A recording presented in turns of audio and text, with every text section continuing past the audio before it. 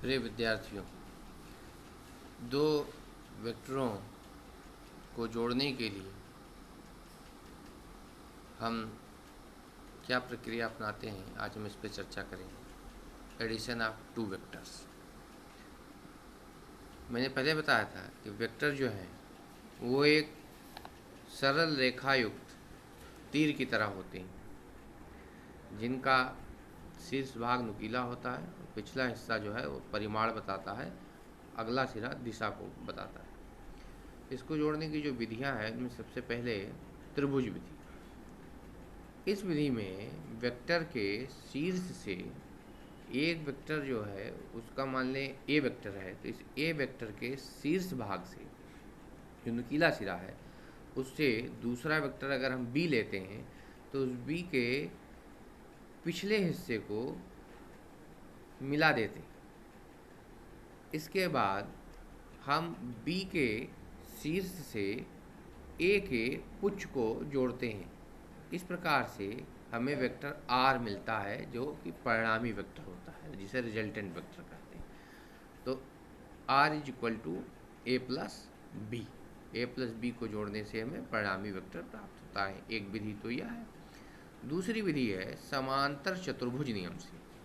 इस नियम के अनुसार यदि दो वेक्टरों को परिमाण व दिशा दोनों में किसी चतुर्भुज की दो आसन्न भुजाओं के द्वारा व्यक्त किया जा सके तो उनका परिणामी परिणाम व दिशा दोनों में चतुर्भुज के उस विकर्ण द्वारा प्रदर्शित होगा जो कटान बिंदु से होकर जाता है। तीसरी विधि है जो कि दो से अगर वेक्टर अधिक है तब हम कैसे जोड़ेंगे। तब हम यूज करते हैं polygon method for addition of more than two vector. जब दो से अधिक वेक्टर जोड़ने होते हैं तो बहुभुज विधि का प्रयोग किया जाता है। इस विधि में योग की क्रिया किसी एक वेक्टर को खींचकर आरंभ करते हैं, फिर उस वेक्टर के शीर्ष से दूसरे वेक्टर के पुच्छ, दूसरे वेक्टर के शीर्ष से तीसरे वेक्टर का पुच्छ रखकर और उसी प्रकार जितने वेक्टर को जोड़ने होते क्रमशः खींचते जाते। प्रथम वेक्टर के पुच्छ एवं अंतिम वेक्टर के शीर्ष को मिला देते हैं, यही रिजल्टेंट वेक्टर होता है। जैसे प्रदर्शित चित्र में सपोज करते हैं एक वेक्टर ए है, एक वेक्टर बी है, एक वेक्टर सी है। इन तीनों वेक्टरों को हमको जोड़ना है। सबसे पहले वेक्टर ए लेंगे, वेक्टर ए के शीर्ष से वेक्टर बी के पुच्छ को मिला देंगे, फिर वेक्टर बी के शीर्ष से वेक्टर सी के पुच्छ को मिला देंगे। अब वेक्टर सी का जो शीर्ष है उससे वेक्टर ए का जो पिछला सिरा है उसको हम मिला देते हैं, जिससे हमें वेक्टर आर प्राप्त होता है। इस प्रकार से A plus B plus C is equal to B plus C plus A is equal to C plus A plus B, अर्थात तीनों वेक्टर जो हैं वो समान है। ये विधि हम दो से अधिक वेक्टरों को जोड़ने के लिए प्रयोग में लाते हैं। अब हम आते हैं समय वेग ग्राफ।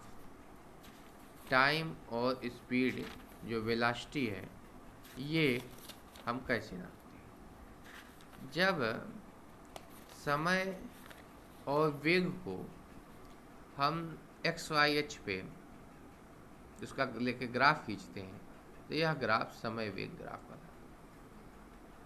यदि किसी गतिमान वस्तु के विभिन्न समय अंतरालों पर वेग का मापन करके उसका समय के साथ ग्राफ खींचे तो ऐसा ग्राफ वेग समय ग्राफ कहलाता है।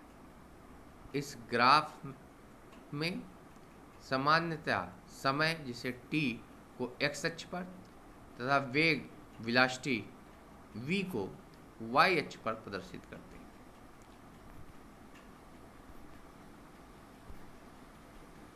यदि जैसे सपोज करते हैं यदि कोई वस्तु एक समान वेग से गतिमान है तो समय और वेग ग्राफ, समय जो है एक्स अक्ष के समांतर एक सरल रेखा होगी और वेग को हम वाई अक्ष पे प्रदर्शित करेंगे। जैसे ये प्रदर्शित चित्र में x और y अक्ष पे किसी भी गतिमान वस्तु का जो अलग अलग समय अंतराल में उसकी स्पीड बदल रही है। माना कि पहले उसकी स्पीड t1 है, बाद में उसकी स्पीड t2 होती है, t1 सेकंड, फिर t2 सेकंड में उसकी स्पीड चेंज होती है। अगर हम v अक्ष पे 10, 20, 30, 40, 50, 60 मान लें तो हमें एक ग्राफ मिल जाएगा कि t1 सेकंड में उसकी स्पीड कितनी थी, t2 सेकंड में उसकी स्पीड कितनी थी। इसको लेकर के हम वह एरिया निकाल सकते हैं। तो ये जो लिखा है, यदि S equal to V t2 minus t1, ऐसे यदि यस इक्वल टू ये जो ए बी है, ये चतुर्भुज है, ये क्षेत्रफल है कि कितनी दूरी तय की गई, ए बी t2 t1, इससे हम वह एरिया निकाल सकते हैं। इस तरह से हम चीज़ों को ग्राफ के माध्यम से प्रदर्शित करते हैं। दूसरा, यदि वस्तु का वेग समान दर से बढ़ रहा है तब क्या होगा। उस समय जो वेग ग्राफ होगा तो x अक्ष पे समय को लेंगे और y अक्ष पे वेलोसिटी होगी। तो जिस तरह से वेग वस्तु का बढ़ रहा होगा, गतिमान वस्तु का, उसको लेकर के हम एक ग्राफ बनाएंगे कि t1 सेकंड में कितना है, t2 सेकंड पे कितना है, उसके बाद वो रेखाएं दूसरे से मिला देंगे। इस प्रकार से जो तैयार किया गया ग्राफ होगा वह समान दर से बढ़ रहा ग्राफ होगा। समय और वेग के संबंधों को हम रेखा चित्रों के द्वारा इस प्रकार से निरूपित कर सकते हैं। धन्यवाद।